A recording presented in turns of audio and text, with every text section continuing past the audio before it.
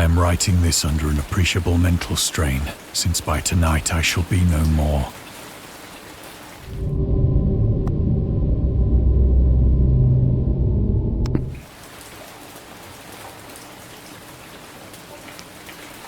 Penniless, and at the end of my supply of the drug which alone makes life endurable, I can bear the torture no longer, and shall cast myself from this garret window into the squalid street below. Do not think from my slavery to morphine that I am a weakling or a degenerate. When you have read these hastily scrawled pages, you may guess, though never fully realize, why it is that I must have forgetfulness or death.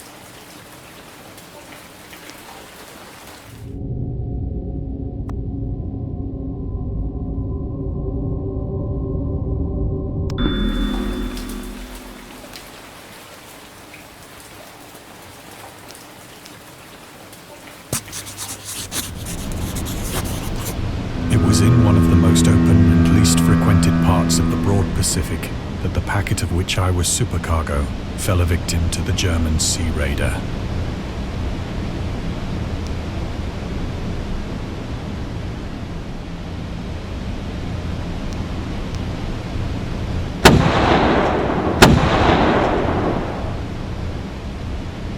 The Great War was then at its very beginning, and the ocean forces of the Hun had not completely sunk to their later degradation. So that our vessel was made a legitimate prize, whilst we of her crew were treated with all the fairness and consideration due us as naval prisoners.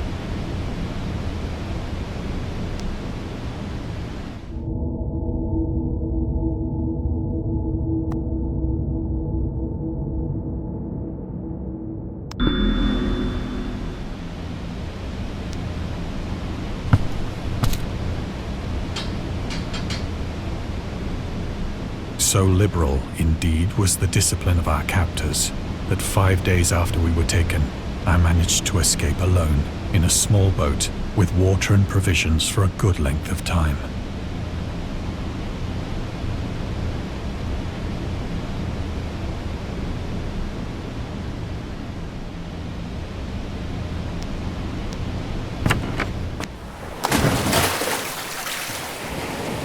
When I finally found myself adrift and free, I had but little idea of my surroundings.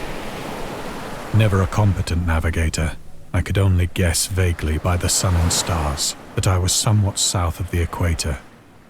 Of the longitude, I knew nothing, and no island or coastline was in sight.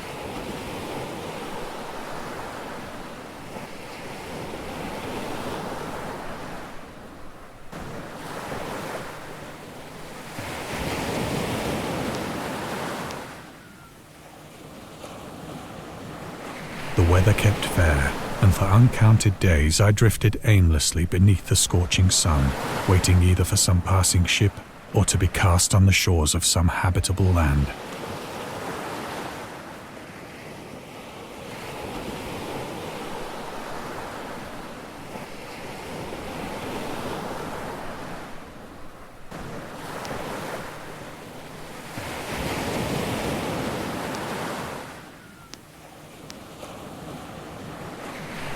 But neither ship nor land appeared, and I began to despair in my solitude upon the heaving vastness of unbroken blue. The change happened whilst I slept. Its details I shall never know, for my slumber, though troubled and dream-infested, was continuous.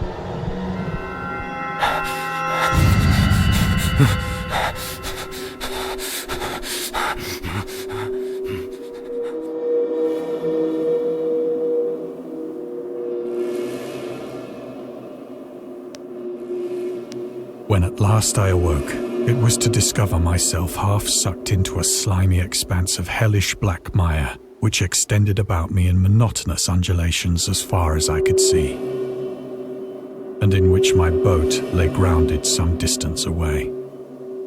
Though one might well imagine that my first sensation would be of wonder at so prodigious and unexpected a transformation of scenery, I was in reality more horrified than astonished.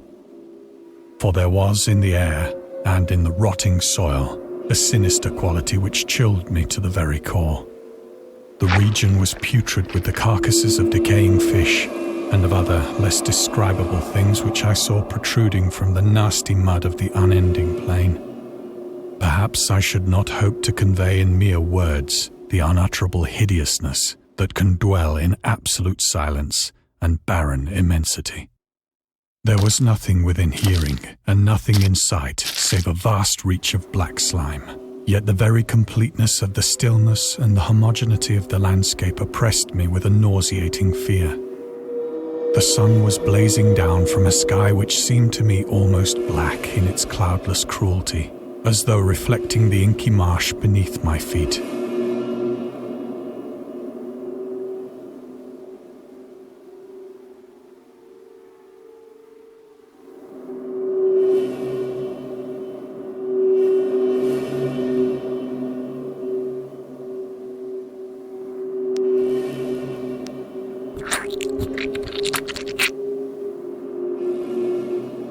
As I crawled into the stranded boat, I realized that only one theory could explain my position.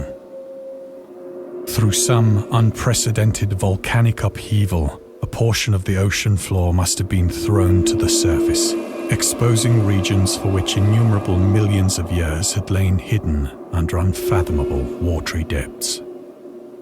So great was the extent of the new land which had risen beneath me that I could not detect the faintest noise of the surging ocean, straining my ears as I might. Nor were there any seafowl to prey upon the dead things.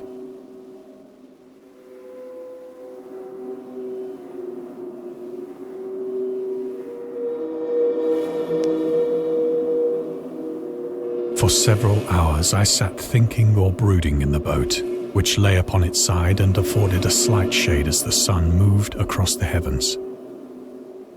As the day progressed, the ground lost some of its stickiness and seemed likely to dry sufficiently for traveling purposes in a short time. That night I slept but little, and the next day I made for myself a pack containing food and water, preparatory to an overland journey in search of the vanished sea and possible rescue.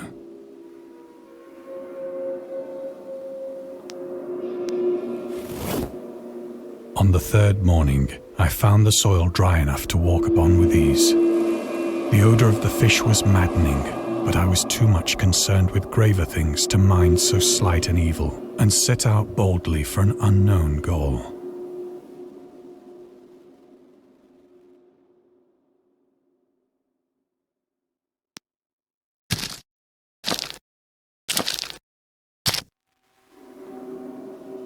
All day I forged steadily westward, guided by a faraway hummock which rose higher than any other elevation on the rolling desert.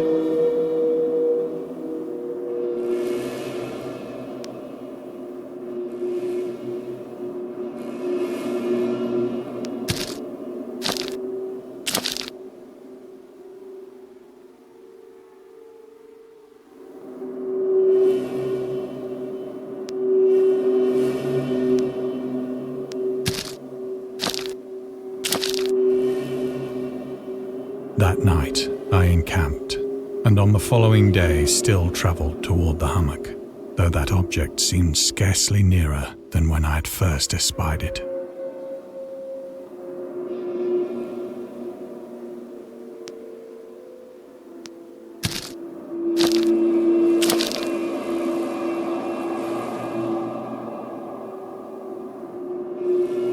By the fourth evening, I attained the base of the mound, which turned out to be much higher than it had appeared from a distance. An intervening valley setting it out in sharper relief from the general surface. Too weary to ascend, I slept. I know not why my dreams were so wild that night, but ere the waning and fantastically gibbous moon had risen far above the eastern plain,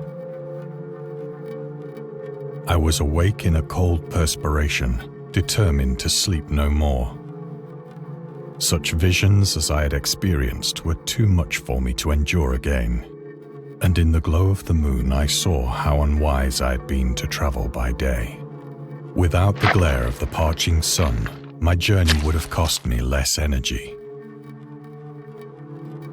Indeed, I now felt quite able to perform the ascent which had deterred me at sunset.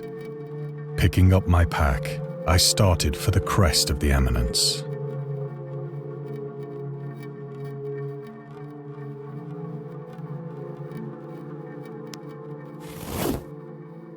I have said that the unbroken monotony of the rolling plain was a source of vague horror to me.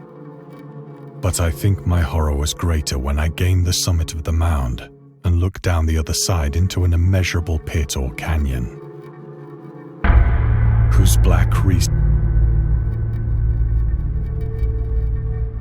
I felt myself on the edge of the world, peering over the rim into a fathomless chaos of eternal night.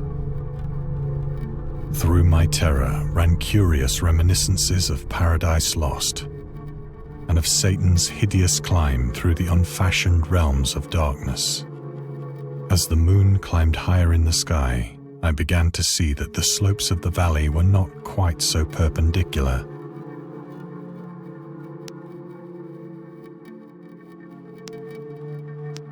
Ledges and outcroppings of rock afforded fairly easy footholds for a descent.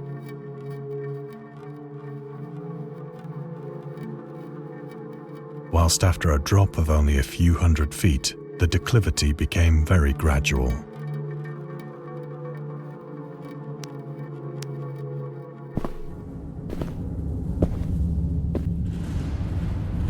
Urged on by an impulse which I cannot definitely analyze, I scrambled with difficulty down the rocks and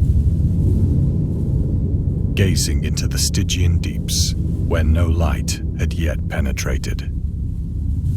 All at once, my attention was captured by a vast and singular object on the opposite slope, which rose steeply about 100 yards ahead of me. An object that gleamed whitely in the newly bestowed rays of the ascending moon.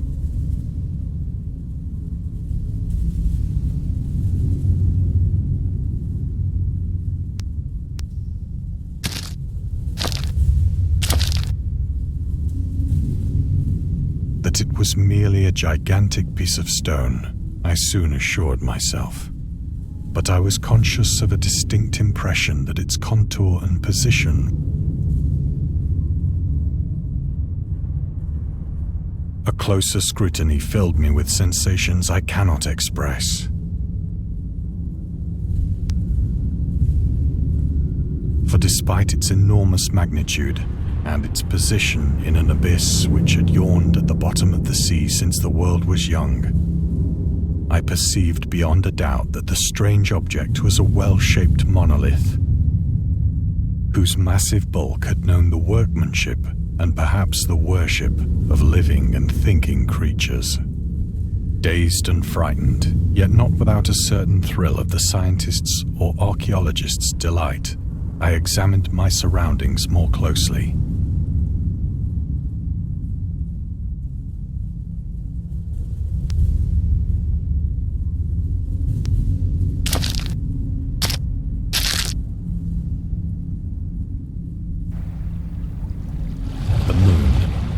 The zenith shone weirdly and vividly above the towering steeps that hemmed in the chasm, and revealed the fact that a far-flung body of water flowed at the bottom, winding out of sight in both directions and almost lapping my feet as I stood on the slope. Across the chasm, the wavelets washed the base of the Cyclopean monolith, on whose surface I could now trace both inscriptions and crude sculptures.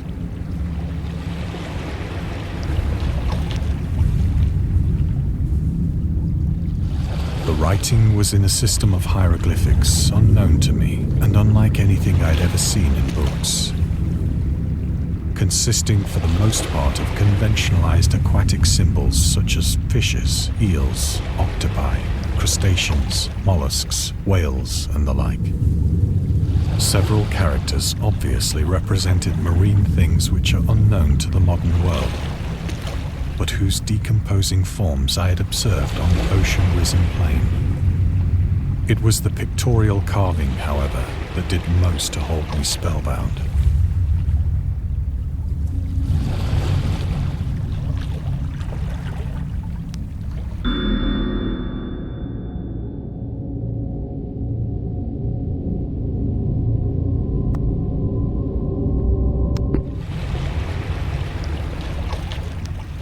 Plainly visible across the intervening water on account of their enormous size were an array of bas-reliefs whose subjects would have excited the envy of a Doré.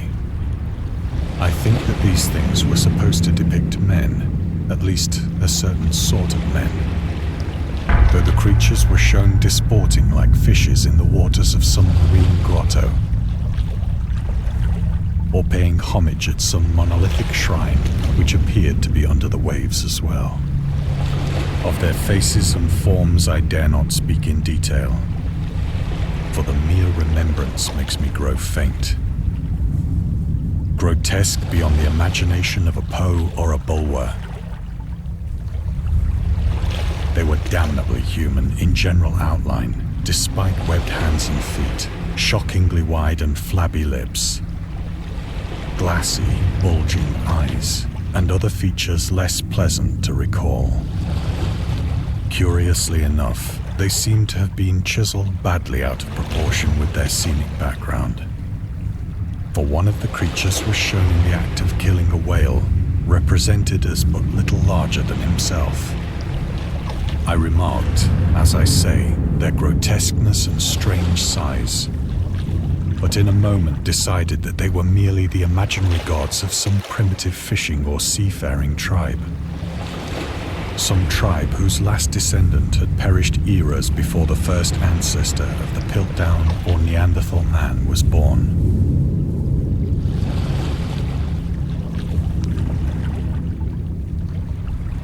Awestruck at this unexpected glimpse into a past beyond the conception of the most daring anthropologist, I stood musing whilst the moon cast queer reflections on the silent channel before me. Then, suddenly, I saw it. With only a slight churning to mark its rise to the surface, the thing slid into view above the dark water.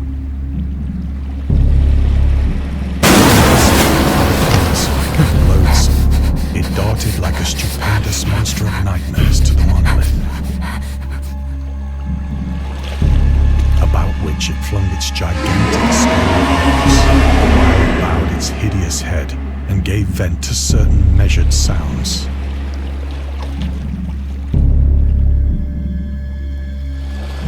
I think I went mad then. Of my frantic ascent of the slope and cliff, and of my delirious journey back to the stranded boat, I remember little.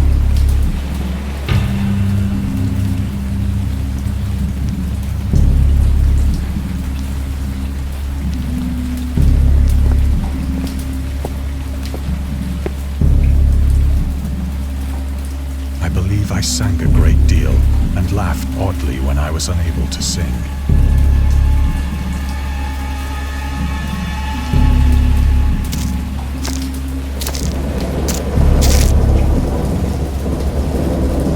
I have indistinct recollections of a great storm sometime after I reached the boat. At any rate, I know that I heard pearls of thunder and other tones which nature utters only in her wildest moods.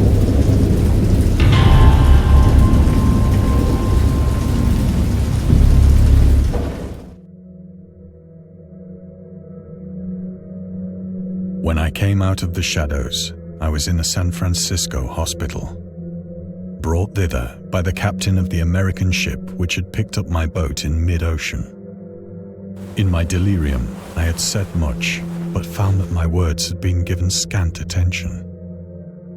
Of any land upheaval in the Pacific, my rescuers knew nothing, nor did I deem it necessary to insist upon a thing which I knew they could not believe.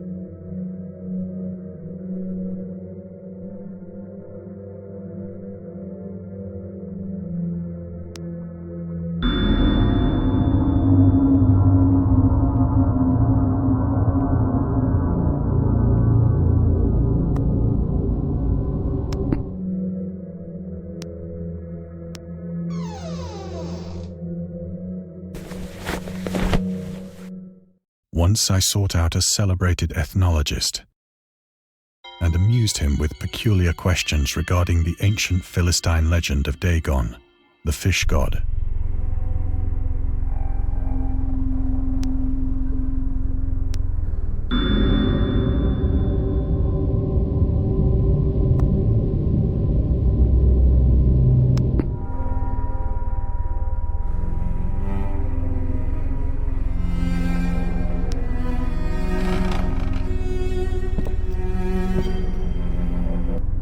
But soon perceiving that he was hopelessly conventional, I did not press my inquiries.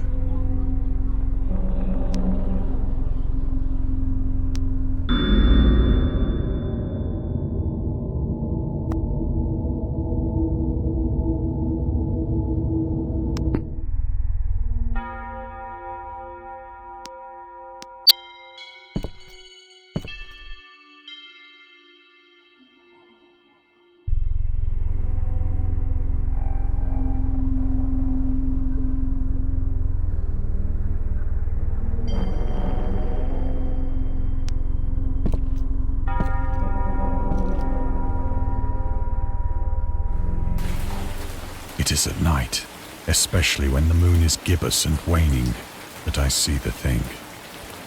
I tried morphine, but the drug has given only transient surcease and has drawn me into its clutches as a hopeless slave. So now I am to end it all, having written a full account for the information or the contemptuous amusement of my fellow men.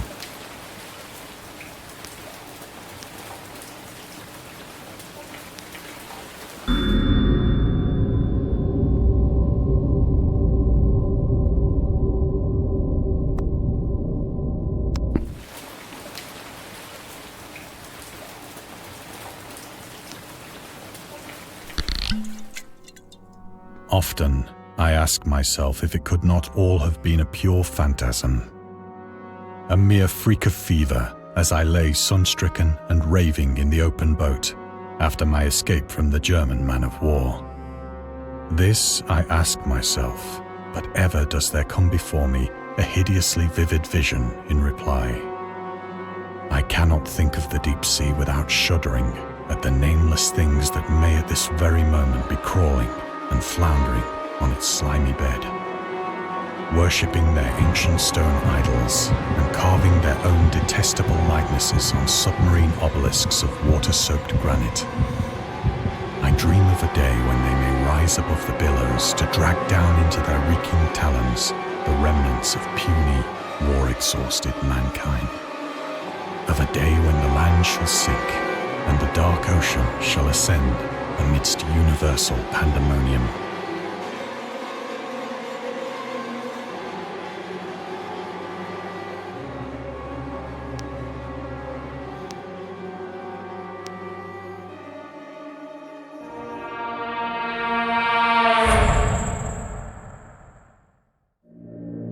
The end is near. I hear a noise at the door, as of some immense slippery body lumbering against it.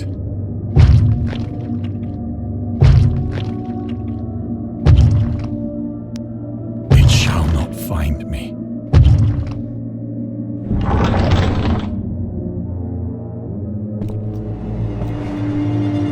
God, that hand!